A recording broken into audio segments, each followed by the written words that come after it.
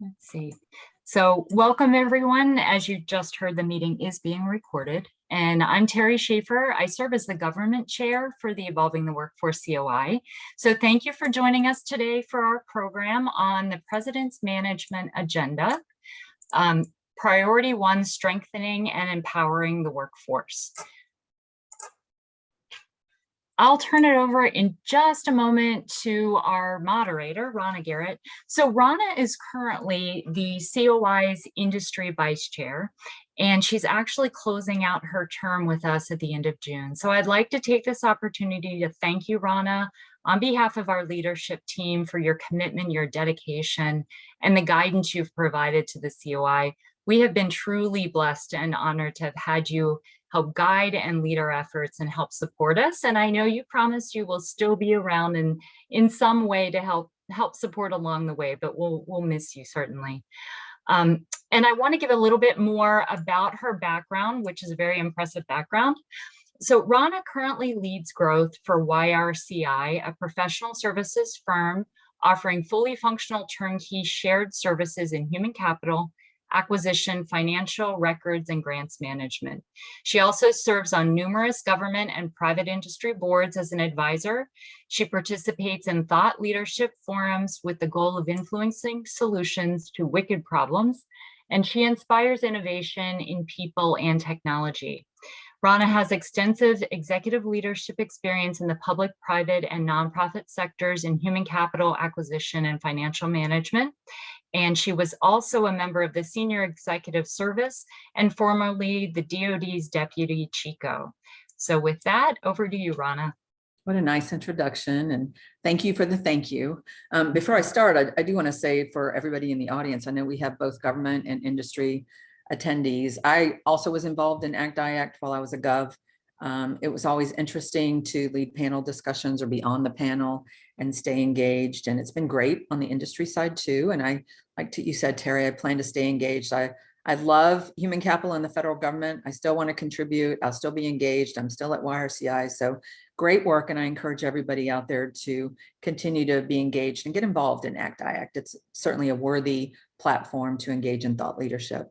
So with that said, thank you for the introduction. I'm delighted to moderate today's panel. I want to welcome everybody to today's panel discussion. It's a great topic.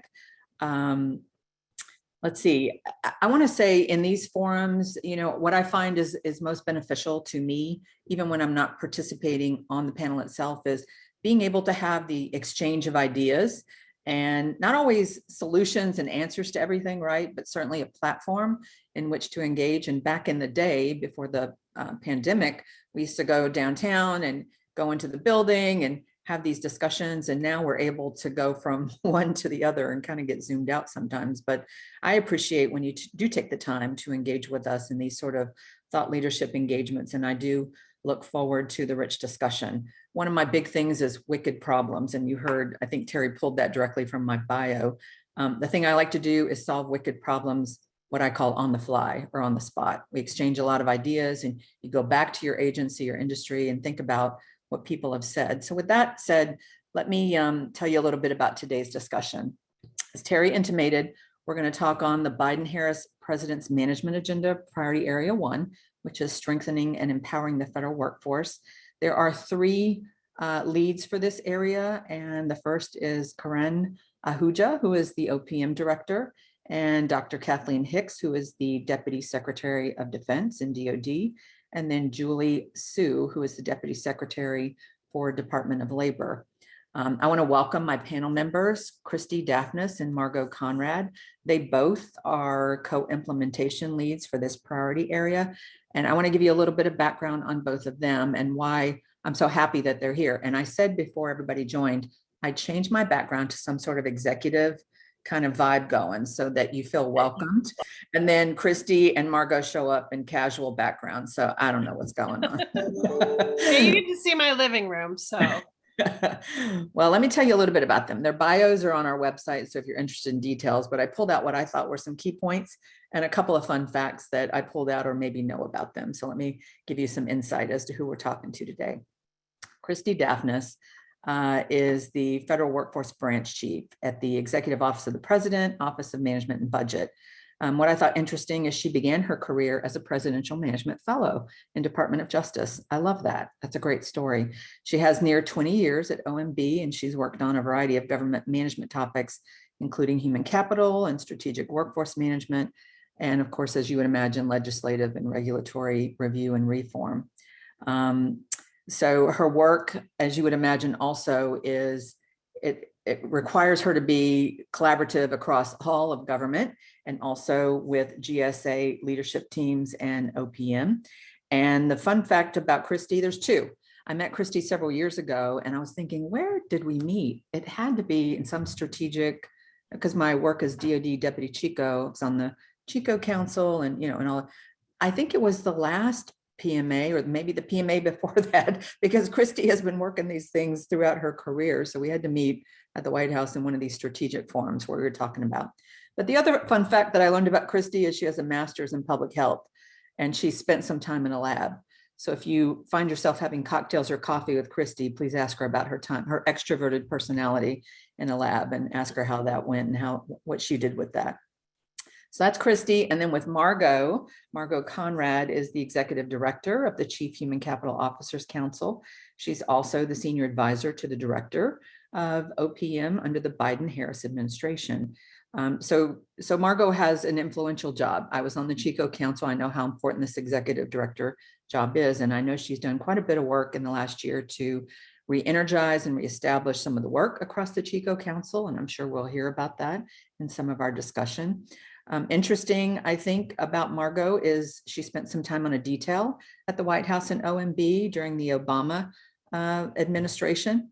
And prior to OPM, she spent 15 years at the Partnership for Public Service, which most of us know is a nonprofit organization focusing on efficient, effective government. And so in her role there, she was the director of government affairs. She led the federal recruiting and hiring programs team. And so that kind of informs what she does today in her work as overseeing the Chico Council. And she also on a daily basis advises the OPM director on future of work. And so I had to say all of this because it really gives you some insight as to why I wanted these two folks on our panel to talk about this important topic. The fun fact about Margot, and it kind of gives you some insight maybe about her insight and personality, is she did her grad stuff at London School of Economics. Right? So how cool is that? I love that. All right. So before we get started and I hand it off to the panelists to give us a presentation, one of the things I like to know is who's on the phone and who's listening in and how far away are you? So in the chat, I'm talking about outside the epicenter, outside the White House in Washington, DC. I know we have John Quinn from our team who is running the slide deck, and he's our programs committee chair. He's on the West Coast, but he doesn't count. He's part of our team. So in the chat, if you think you're the furthest away, talk to us in the chat and tell us. And at the end of the session, we'll see how far away folks are. I want to know that we get outside the Beltway a little bit in some of these things, although I love the Beltway, right? So let us know where you're dialing in or zooming in from, whatever you want to call it. So with that said, the way we're going to conduct this is Kristy and Margot have teed up a slide deck presentation. We're going to allow them just a little bit of time to set the stage. I think there's 7 slides or something like that. It gives you some great information on setting up what the PMA is. And there's one slide in there, I forget which one it is, but I love it. Even if you know it, it's good to revisit it and refresh. It's the governance and leadership structure through implementation. So with that, I want to turn it over to my colleagues, Kristy and Margot. Take it away, and we'll pull up the slide presentation. Great. So really excited to be here. It's so good to interact with this committee of ACT-IAC. You guys are such an important organization that really brings together government and industry and focuses on so many important issues across the management space and in this interagency space. So thank you for pulling together this forum and giving us the opportunity really to talk to you all about what's going on with the president's management agenda and where we see it heading over the course of the next several weeks, the next several months, and the next couple of years. Some of you may already know a lot of this information, but we're going to start very high level because some of you may not know all of this information. And we want to make sure that we set the stage so that you can see how we've gotten where we are right now and how that is setting the course for the upcoming period of time here where we'll be working on implementation of the PMA. Next slide, please. So just as a quick high level refresher, the Biden-Harris management agenda really is a vision or a blueprint for our government to deliver for Americans the government that they deserve. It represents the administration's commitment to working towards an equitable, effective, and accountable government that really delivers results for all Americans. You can read the vision here and what the PMA is. I would really highly suggest that after this session, if you haven't already, go to performance.gov and there's actually a vision document that sets the stage for a lot of this information that we're going to be going over today. I think that it's important to note that, this is not only the vision, but there's some values that are sort of intertwined amidst all of the strategies and the priorities that are in the document. As I mentioned, some of those are related to equity and effectiveness and accountability. So important to read that foundational document and take a look at it for yourself. But that is the vision that we hope to achieve over the next couple of years. And we really are focused on 3 priority areas. And next slide, please. Oh, I thought there was a different slide here, but I will go over the 3 priorities. And we have 3 priorities in this president's management agenda. First, and number 1 priority, the most important priority in my perspective, and it was Margot's as well, is strengthening and empowering the federal workforce. Without a strong and empowered federal workforce, we can't achieve the missions that our agencies are set out to achieve. So we find it very important to make sure that we are focused on improving and putting in place the things that need to be put in place for us to build that federal workforce for now and for the future. The second priority is around delivering excellent, equitable, and secure federal services and customer experience. In short, this is sort of our customer experience priority. This is also very important. We are at a point in time where in order to deliver those federal services and to be the best government we can be, we need to meet customers where they are, and we need to recognize that that we play a role in making sure that Americans can access the services they need and do it in such a way that is provides a good experience for everyone all around. And then third, leveraging how we manage the business of government. All the goods and services we buy and the financial resources and assistance we provide and oversee so that we can build our country back better and make sure that there are not as many sticky points in some of these grant making processes, procurement processes, and all of these underlying processes that really get the services to the people that they need. So those are the 3 core priorities. This simple 3-pronged approach was really intentional. It's meant to keep us focused, and it's meant to keep our government moving forward. Today, we're actually focusing on priority 1. You and I both know that the strength of any organization rests on its people, as I sort of started this with, and we're really excited to get to work on what we see as a really critical step forward in meeting the challenges that we face as a government. And that's something that we want to do in a manner that really engages everyone across the federal space and also engages stakeholders to the extent that we are able. I want to talk a little bit about how this PMA is different and, why that matters. As Ronna mentioned, I've worked on several PMAs. I worked on the Bush PMA. I worked on the Obama PMA. I worked on the Trump PMA. I've worked on them all in various capacities. And I think that each one of them has their own character and their own objective. But in this PMA, I think there are 4 things that I want to highlight. First, we wanted to set simple yet clear goals. In some of the past PMAs, there may have been a lot of important goals, but the focus was diffuse, a lot of action items, a lot of like just kind of collecting things together in different areas. We wanted to focus in on 3 really key priorities and then take some of the values that we hold and infuse it throughout. Second, measurable outcomes. We recognize the need for ambitious but simple, clear goals, so that these goals can be easily communicated to leadership, to the public, to everyone about what we're trying to achieve and how we'll achieve it. We will talk a little bit more about this, but one of the things that we're kind of doing in this space to simplify how we're measuring those outcomes is kind of segmenting some of our goals at the priority level. Like those are the goals and those are the outcomes that are really like highest priority, which we think will help move the needle across this priority. And then we'll have sort of a layer below that, which is related to the strategies underneath each priority. So we're thinking about how can we simplify that, how can we communicate it, and how can we really focus people in on those outcomes that matter.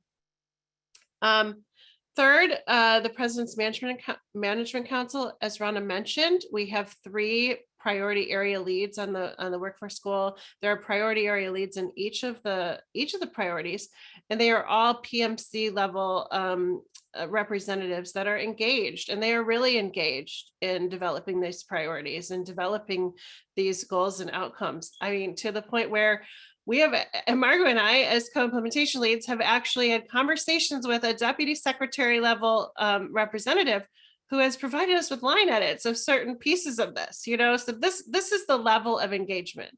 So there's a couple of layers to that. There's the championing like the values and the goals that are underlying each of these priorities. There's also like the engagement on the real items that we want to achieve.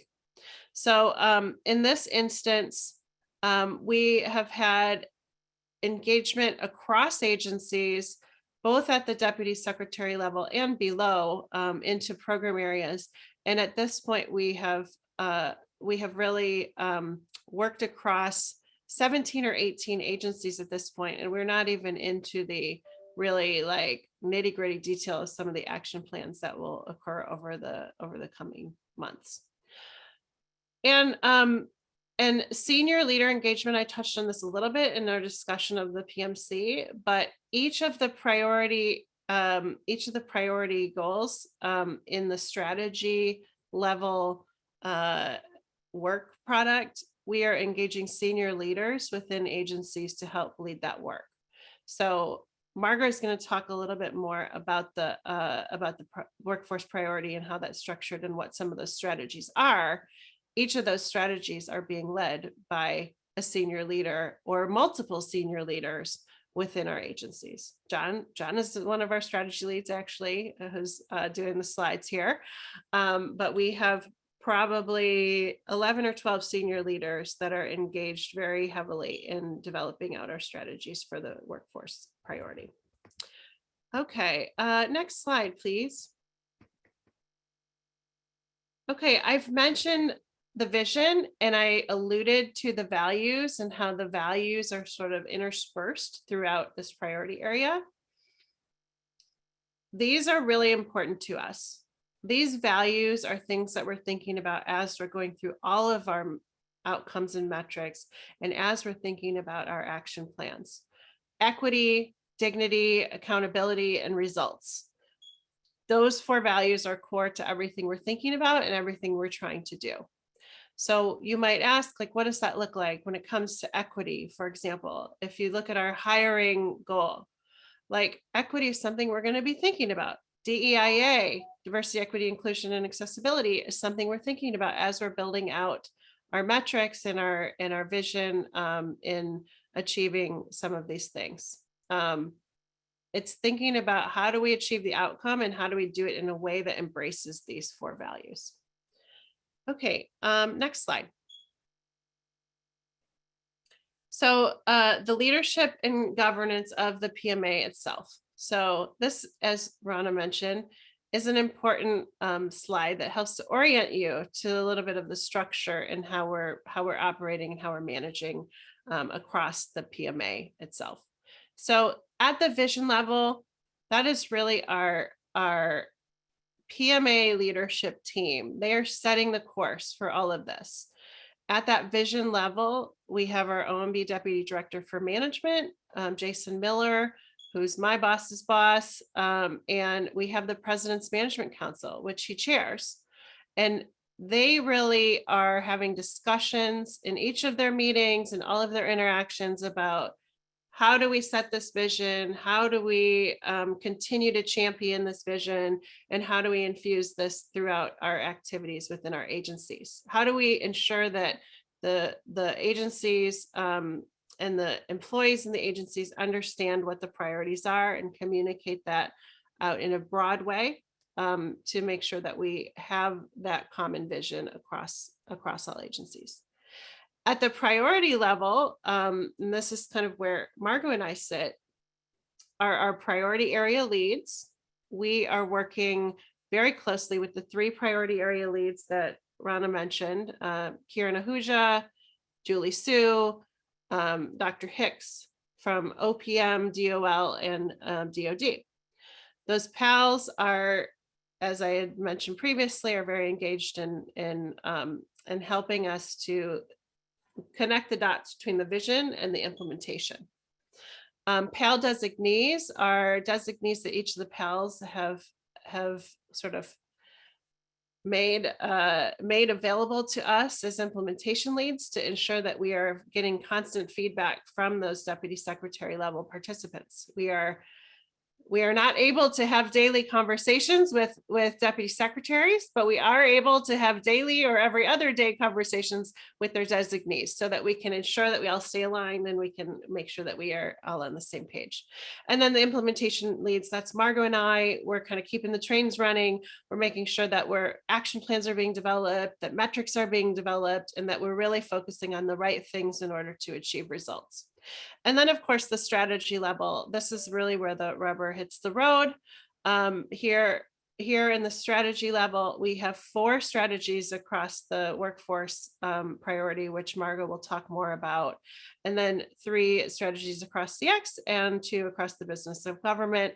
Each of those, as I mentioned, each of the strategies is led by 1 or more senior executives within various agencies, depending on their expertise, their interest level, and just like their ability to drive forward on some of the action items. And then we have our PMA strategy team and our implementation team. We work very closely with GSA and OPM in sort of staffing this all up and keeping the machine going so that we can actually get some things done here over the course of the next few months and beyond. Next slide, please. Okay, I'm going to hand it over to Margot. Great. Thank you so much, Kristy. And we can go to the next slide. I want to make sure that we get into discussion soon. So I'm going to kind of just give a high level on a few things, and we'll move through these. There's only a couple of slides left. What I wanted to share here, this is the challenge and the opportunity ahead of us right now. And I mean, I think we all are very aware of this. The folks on this call, the federal government is the largest employer in the nation. We have a huge opportunity right now to be just fundamentally rethinking the way we do our work, what the future of work looks like, what are the skills we need for the future. And for government to truly be a model employer, we need to make sure that federal agencies are able to attract and hire and retain and develop really great talent at all levels in their organizations. And we need to be working with our partners across sectors, including the private sector, to really make sure that we're supporting government, that we are enabling government to be successful and to provide the services to the American people. And so I think this is just a really exciting opportunity. It's obviously a challenge that we face, but I think also we've worked closely with the PMC to really lay out a broad set of vision here where there's a real opportunity to bring about change for the future. So next slide.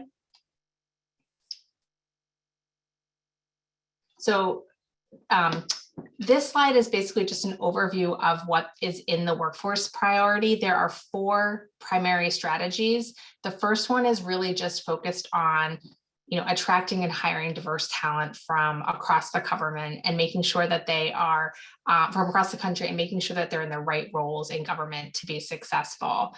The second strategy is focusing on really employee engagement. It's about how do we ensure that every federal job is a good job, that federal employees feel engaged, that they are empowered, that they have opportunities to grow and develop in their career. And so that's the big emphasis for strategy 2. Strategy 3 is really about the future of work and how can we build that roadmap for the future where we're looking at things from space and technology to obviously human capital and mission. How do we make sure agencies are able to meet their mission for the long term? And those are the issues we're grappling with in strategy 3. Strategy 4 is very much focused more on OPM. It's about how do we make sure that we're building the capacity of OPM so that we have a personnel system broadly and the infrastructure within OPM to really support the federal government. And a lot of this also gets at issues around building HR capacity and capability as well for across the government. Next slide, please. We've already talked about our priority area leads, so now you can see their beautiful pictures. The only thing I'll just say to add on to what Kristy said, I mean, sort of speaking on behalf of Director Huja, I know she's just personally so committed to this work, and she has been, rolling up her sleeves and engaged in conversations from the very beginning, since last summer when the PMC started convening and really diving into all of the different priorities within the PMA and building it out. And so it's been exciting to have a champion and to be able to work with her so closely on this. And I think that the PMA and the vision here, the workforce priority, really just aligns so well with OPM's priorities as well as what's in our strategic plan. And so I think it's exciting to see the energy behind this and have an opportunity to work with three leaders that are just so terrific and so engaged and passionate about this work, along with many of their PMC colleagues who are interested in getting involved and engaged in these issues, whether it's around federal internships and how to improve them, or looking more broadly at employee engagement and retention issues. Those are some of the things that have been really coming to light for us as big priorities for the PMC. Next slide. So these are the 4 strategies that are in the PMA that I talked about briefly, just drilling down a little bit more. I wanted to just talk through kind of some of the areas of focus for each of these. And I'll start with, actually, well, Kristy, do you want to tag team here? Do you want to take strategy 1 and go into that one? You're on mute. Sorry about that. I should know how to use my mute button by now. It's been 2 years to this. So yeah, sure. I can talk about strategy 1. Strategy 1, if you're going to simplify it, that is really our recruitment and hiring strategy. We really want to attract and hire the most qualified employees who reflect the diversity of our country across the federal government. We have a few areas of focus here. The hiring process. We all know that the hiring process needs improvement. So we want to make sure that we're thinking about how can we improve it and how can we actually make some of that happen. Internships and early career hiring, we recognize that there are challenges here, not only on the hiring side, but on the supply side of things and how we make sure that those opportunities are available for people.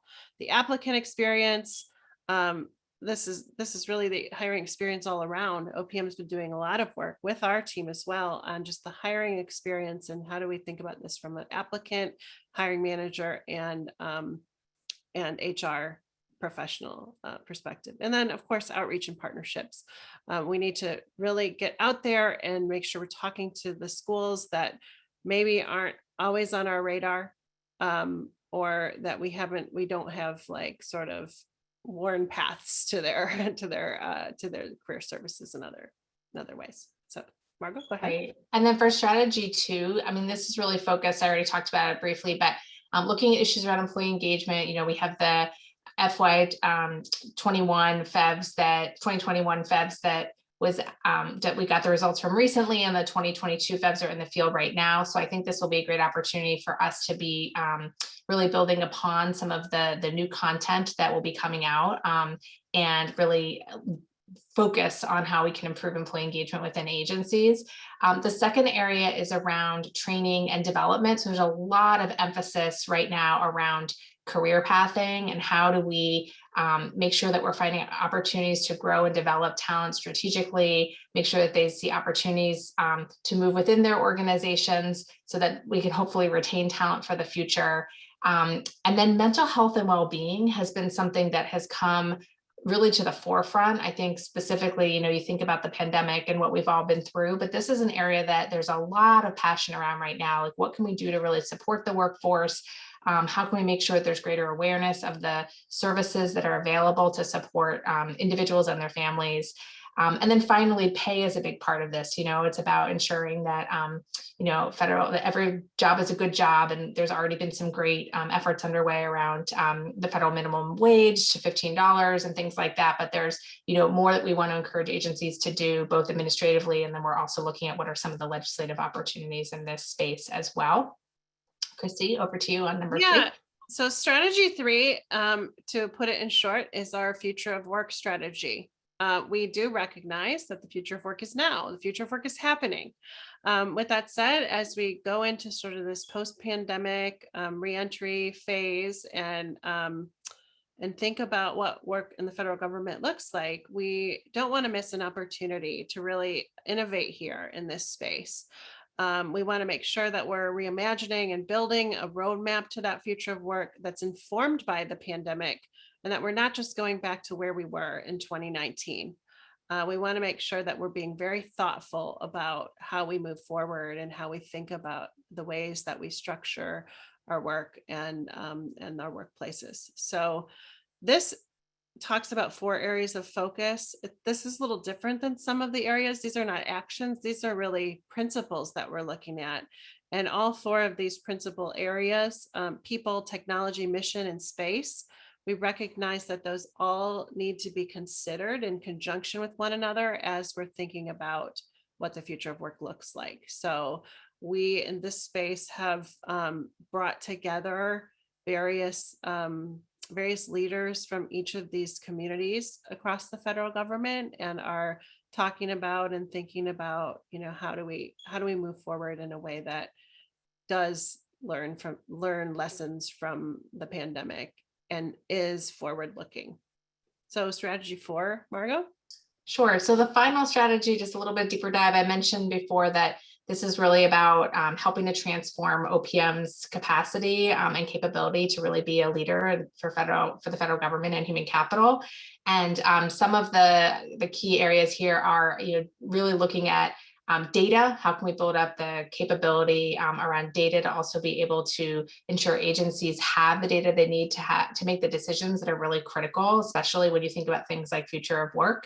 And then finally, really looking at the HR workforce itself, because we know this is an area where there's a real need for talent and also more capacity for the future. So just wanted to kind of give an overview of these 4 strategies. We can go into more detail. I think one last final thing I'll say before we turn over is just that, this has just been probably the most collaborative PMA process that we've ever been a part of.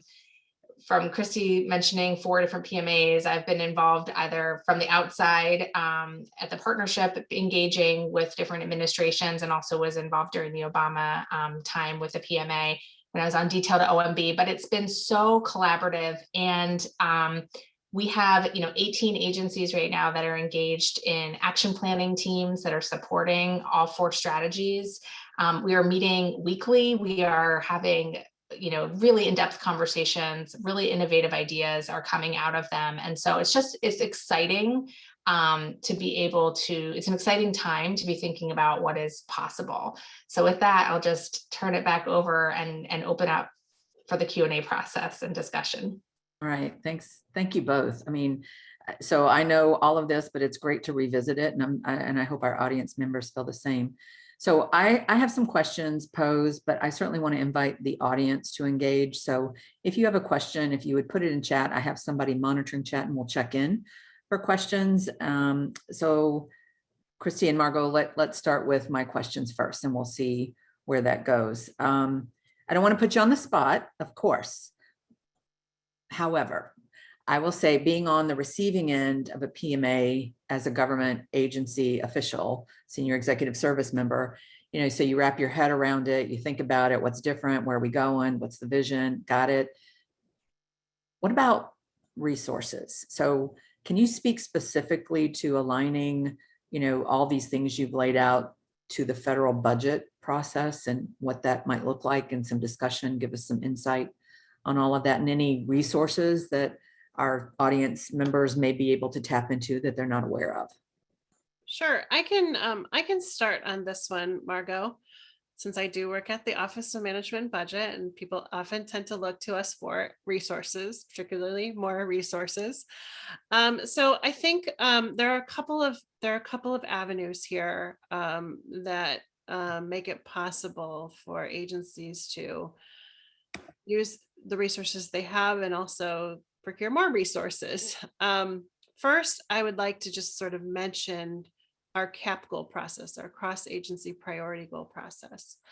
OMB runs a process called our cross-agency priority goal process, where we take proposals from agencies or leaders in these PMA spaces, and we consider them through kind of a process where we're looking to see, are there projects that can really amp up a certain area of the PMA or provide ability for an agency or group of agencies to do a pilot project that can be a proof of concept or other sort of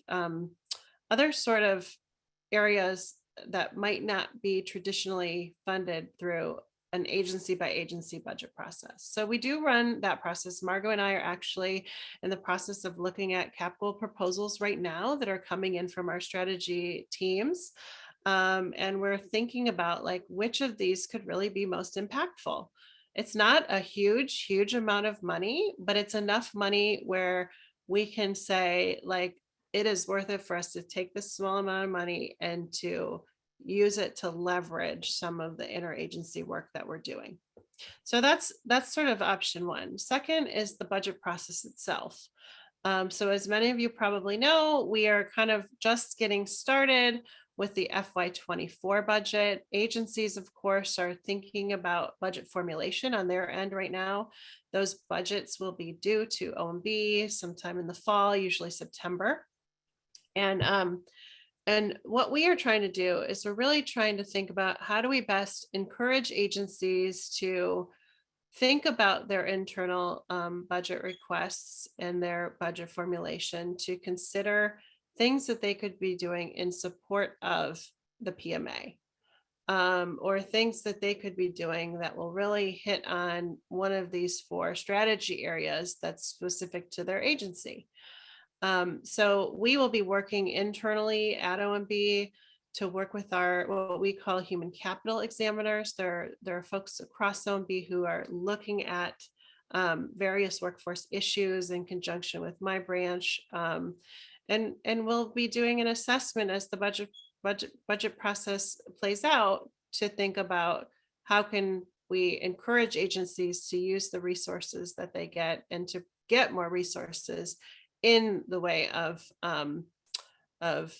achieving some of these strategies and outcomes. So that is something that's very much on our mind right now, and that we're working with agency CFOs and program examiners and others to help achieve that. And of course, third is like really encouraging agencies to go through the exercise of talking amongst themselves in how they're prioritizing and spending the funds that they do have through their appropriations process or otherwise. And that's more of an agency by agency internal exercise, but it is something that hopefully as we lay out these principles, these priorities, these strategies, they're able to say, oh, okay, this is what I'm doing in my agency, and here are some areas in which we can really align with the concepts within the PMA. Yeah, I love that answer because it's more than one, right? There's a short term. Everybody knows the federal budget process is not a quick moving train, but the idea of most agencies have set aside strategy, budget for human capital, not necessarily defined specifically, but if you can understand and get behind the strategic efforts you've laid out, you can influence it internally most of the time as the Chico, Deputy Chico, but also this capital investment review that you talked about is great as well. So thank you for that. It looks like we're really encouraging, our President's Management Council to collaborate across their functional areas within their agencies to help achieve some of this. Yeah. Okay, it looks like we have a question from Jill Layden. And Jill, I'll read it for you and you can chime in. I think you're able to speak. We don't have you on mute. She says, specific to strategy 4 and your desire to make sure the agencies have the data they need to make decisions, what role do you see experience, management, employee experience, and capturing the voice of employees as a lens through which they see the federal employee landscape on a more frequent basis beyond the FEBs? Sure, I can just jump in briefly, and then Kristy, if you want to add anything, feel free. I mean, I think the FEBs is a terrific tool and resource and very rich, and there's a lot of new information that's part of a lot of new questions that's part of the 2022 FEBs. So I think we're going to get some rich data around additional DEIA questions, some questions around innovation, remote work, telework. But I think there's also a desire, I know, for agencies to be, in addition to FEBs, having more real-time data and information. And so, OMB and GSA and OPM did collaborate with the PMC, really leading the effort around pulse surveys this past year, which I think was really kind of a pilot effort and a chance for us to see how that works. And we're exploring and evaluating whether that's something we might want to do government-wide in the future. In addition, I think agencies themselves, many of them are doing more frequent pulses of their own workforce too. And I won't call out any one particular agency, but I've been, recently learned yesterday about one agency that is doing weekly pulses on a few questions. So, I think this drive to equip agencies and managers with the kinds of data that they need to be able to make real-time decisions is really important. And so I don't think it has to be an either or. I think it's a both. And the more we can do to promote data quality, data transparency, and data access is really important. Yeah. Great. Thank you for the response. I trust that answers the question for Jill. Brianna Coleman, our Vice Industry Chair, has a question. Brianna, you want to chime in? Sure. Hi, everybody. Thank you so much for this presentation. It's really timely to a project that we're working on within the COI on DEIA and specifically talent acquisition and attracting the next generation of the federal workforce. So a lot of insights. I had one comment and one question. The comment was just around when defining the federal workforce and the 4 million employees. What's interesting is when you sort of expand that lens a little bit and you start to think about and include the federal contractors who also support the mission, right, in every single agency. And that number now doubles or almost triples in terms of the amount of people who are impacted by the decisions that get made in the PMA. So all of that trickles down, whether or not to be back in the office, that affects contractors as much as it affects federal employees. Whether or not to give raises affects the ability to do escalation on contracts, right? There's a lot of those decisions that impact the ability of the entire federal sort of collective workforce to get the mission done. So just sort of a comment to think maybe, expansively, right, of who that workforce really encompasses. And then my question is around something that I think you all probably been experiencing, because I know in the private sector, we're experiencing it with inflation and the Great Resignation and the labor wages going sky high, especially in the STEM, areas. Talent acquisition has become harder this year than it's ever been. And, you know, I think I saw a statistic recently where for every one applicant, there are 2 jobs available to them, right? So it's so difficult to find the right talent, and they're being able to negotiate these really crazy high salaries that 2 years ago they weren't able to negotiate. So I'm curious how, if at all, that the sort of salary pressures are playing into the PMA and into some of these objectives. I can try to take that, Margot. I think, look, we recognize some of the things that you're bringing up. There are some legislative barriers and just some practical barriers around pay. Those are things that we're looking at. We're trying to gather more data, and we're trying to, I think, better understand the problem and unpack it a bit. Does that help in the very, very short term? Perhaps not. But I think that it's not quite as simple to say, you know, we can't pay people enough, so that's why we can't get the talent. It is certainly a factor. And it's definitely something that we're looking at, because, you know, there are things that we know of, like just the sheer amount of money we put into federal salaries overall is huge. And there are some agencies that their budget is driven by salaries, and mostly salaries alone. We understand that there are certain issues when it comes to various, you know, equity between pay plans, and, you know, the considerations about locality pay, and then things like pay compression. These are all things that are on our radar. And I think I don't have a simple answer at this point in time on how do we solve it. What I can say is that there are a couple of things outside of pay that we need to really keep our attention on and focus on as we think about talent acquisition and retention. And that is like the competitive advantage that we have around our mission areas. I mean, people work for the government because they want to work for the government. They want to contribute to something bigger than themselves. And does that pay the bills? No, we get that. But it is a very important factor for some of these employment decisions that individuals make. I think second, engagement and retention is also very, very important. If we can hire someone on and they are here because they care about the mission, but we can't keep them engaged and they leave after a year, that's not good. Right. So this is definitely something that we want to put a focus on, and make sure that we're not only engaging people, but are operating in a way that is very inclusive and that keeps people here, keeps them engaged. So those are some things on the other side of the coin that are not pay related, but are super, super important. And I'm sure there are 6 or 7 other things that are just like that. So it's balancing that, doing what we can do within the bounds of some of the constraints that we face. And those are things that we can help to inform through some of the data and through some of the employee engagement work that we're doing. Yeah, so it's great insight. This is one of those wicked problems that I talked about, where you're not going to solve the world today, but having awareness and having insight about thoughts and problems and challenges. You know, in private industry, I worry about pay compression myself for all companies. You know, you're bringing in younger folks with less experience demanding higher pay.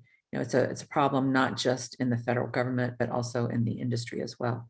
Let me give John a chance. John, do you have any other questions that have come into you that we need to bring to light before I move on to the next one? The only one I have is actually to go back. I don't know if Jill had some questions. You actually nailed the ones that already came up in the chat. I don't know if Jill had a follow-up or not. So let me pass the mic to her and ask. Oh yeah, no, thank you, John, so much. Yeah, so the question about employee experience and employee engagement, I mean, I know specific to Strategy 4, you mentioned data, and that's so critical.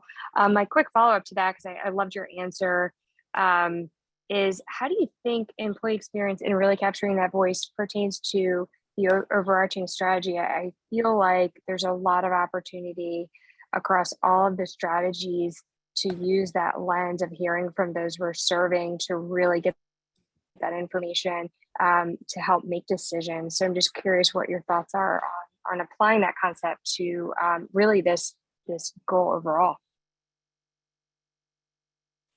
Yeah, I mean, I think Margot mentioned this from a data and from a strategy 4 perspective.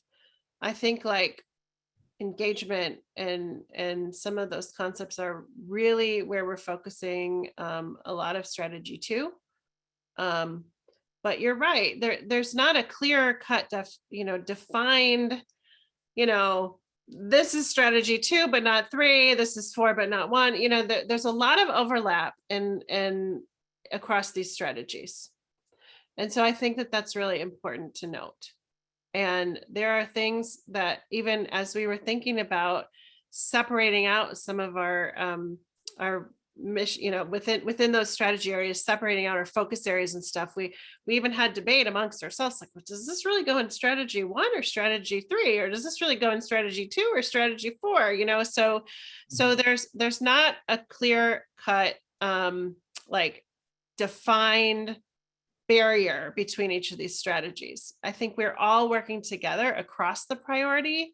The breaking it into strategies is really meant to make it more manageable from an implementation perspective, but we are certainly gathering cross-strategy teams and thinking about this as we're developing action plans. So Margot, you might want to. Yeah, I was just going to jump in and say that if you take a look at some of the metrics too, like we've really been looking at some of the Federal Employee Viewpoint Survey questions and some of them are actual metrics that we are looking to track over time as part of the PMA, like particularly for strategy 2, like goal 2.2, there's the Fed's question about I'm given a real opportunity to improve my skills in my organization. I mean, that's an annual survey. So I think to the point we need to think about like, how do we make sure we're getting more employee perspectives more frequently, but I think we are trying to make sure that we're tying that to the PMA and the metrics overall. And I'll say that, I think what's been really interesting, this is pivoting a little bit to sort of measurement and metrics, but I think what's been really interesting is that,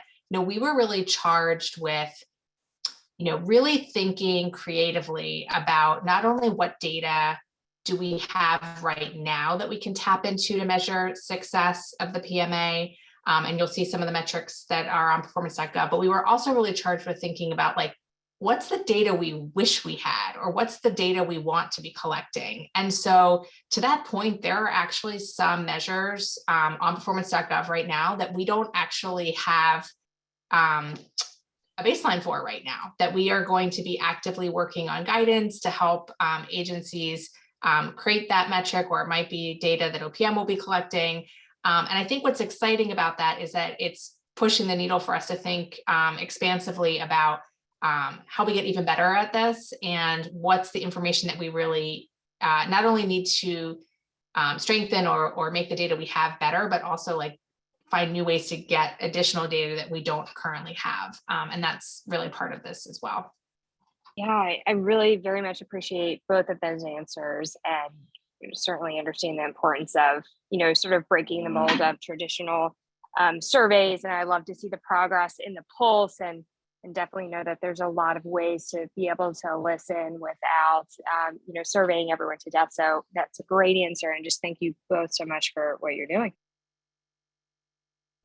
Can I add one more point? I think this is also a place where some of the like stakeholder engagement can be really critical and important. So you think about some of the different federal employee unions and management associations and good government groups that really work closely with federal employees themselves. I think we also want to tap into those organizations' experiences and perhaps, their members themselves to help us as we're thinking through the action plans, and to make sure that we're, to kind of gut check. And I think we certainly are, I'm certainly viewing the Chico Council and the Chief Human Capital Officers as one of those bodies or entities that's really a strategic partner in thinking through some of this. We have 5 Chicos right now that are actually serving as strategy leads for the PMA, which I think is terrific, because it's really empowering them to help actually build out what these strategies and goals are, and the actions that we're going to be advancing collectively, and then even more Chicos that are serving on some of the cross-agency work groups that have been stood up around the PMA. So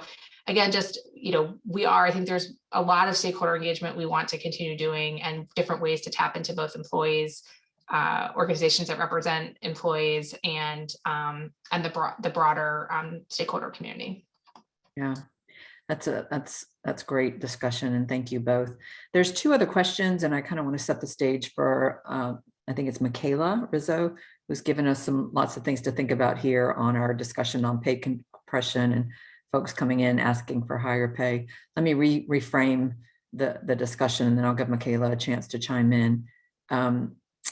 When people come in at a different generation, new to work, and the economy drives a lot of things, salary, all the things she mentions in her discussion here, all valid points. You come in higher and you have the older workforce who's been chugging along, a little bit at a time, and then you have this pay compression. It's a human capital retention issue.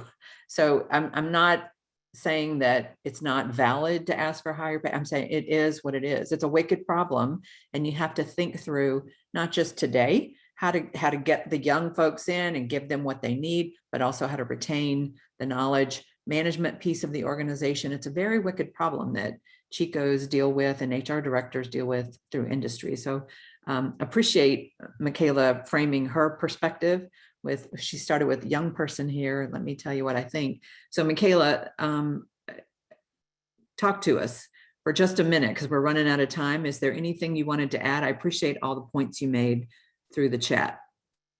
Yeah, I mean, real quick, because I know I hear it from even, my own mom, like, well, why are all these young people asking? They want all the money, and me experiencing I was not able to finish my undergrad within 4 years because the tuition kept going up every semester, and I had presidential scholarships and things like that. So the whole college dream that kind of the younger generations were sold on, it's like, just go to college. Doesn't really matter what your degree is, as long as you have something, like that's your base to start on, and then you can launch from there.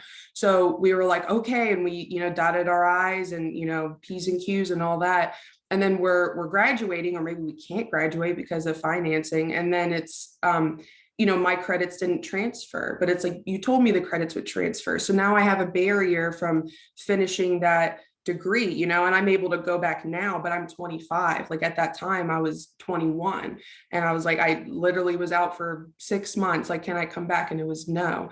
And then with the experience that I had, and I ended up getting different certifications, it's like, oh, well, I either was met with, you don't have a degree, so we need a degree, that's the requirement, or, you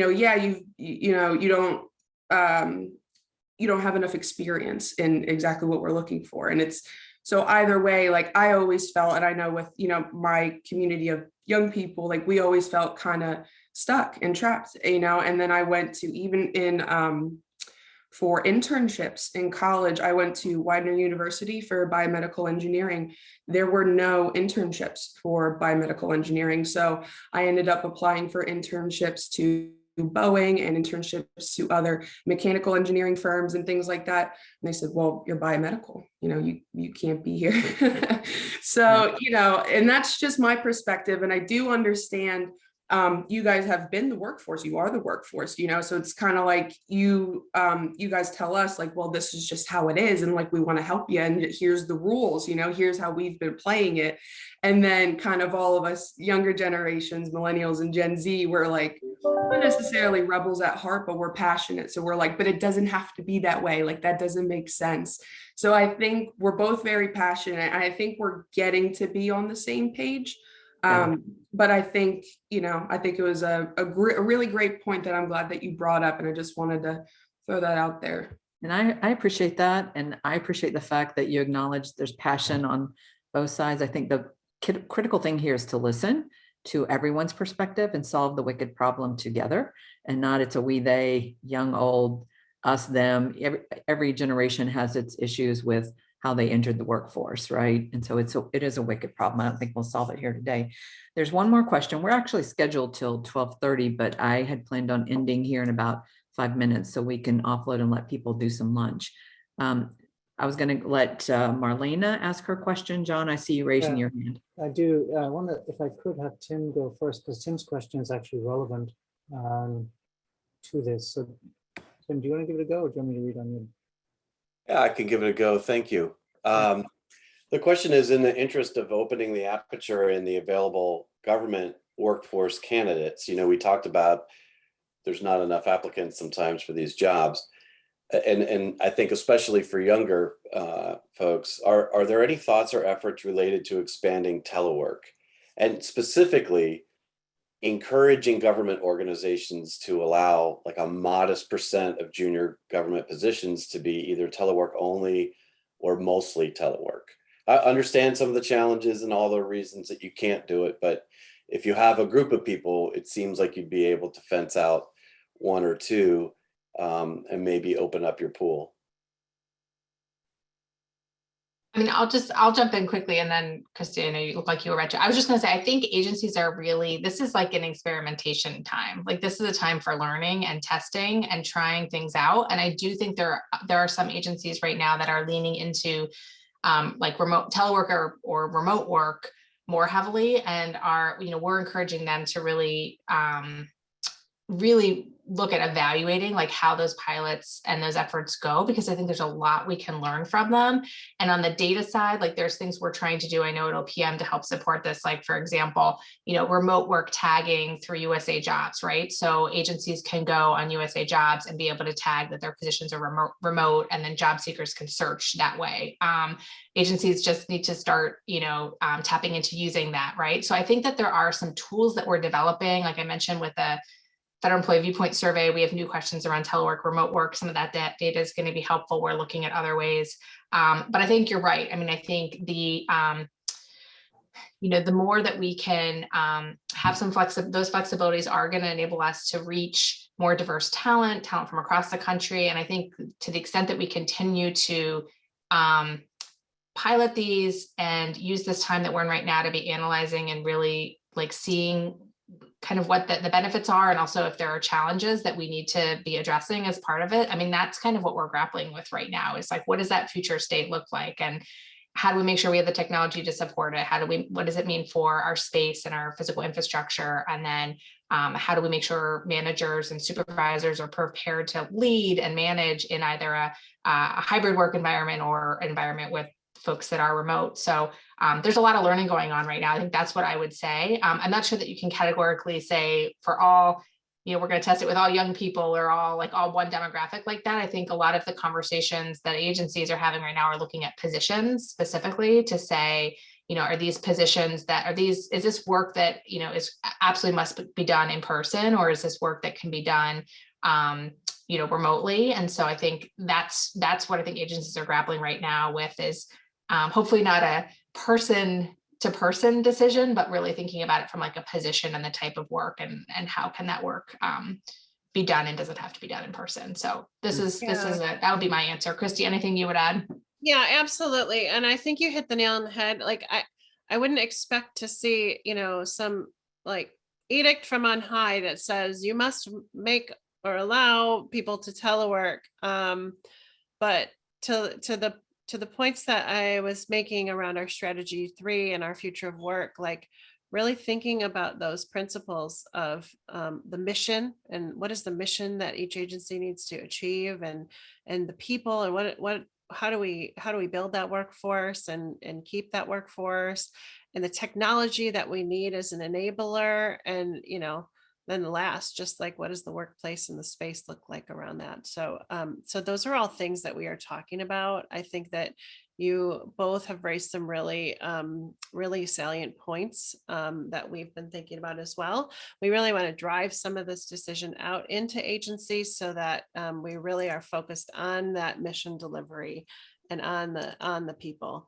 I think the other thing that's important to note is that, Michaela, to your point about getting a degree and skills and, what you faced, there are a lot of conversations around just these types of issues that are not necessarily related to the future of work, but are kind of following up on some of the skills-based hiring conversations that we've been having.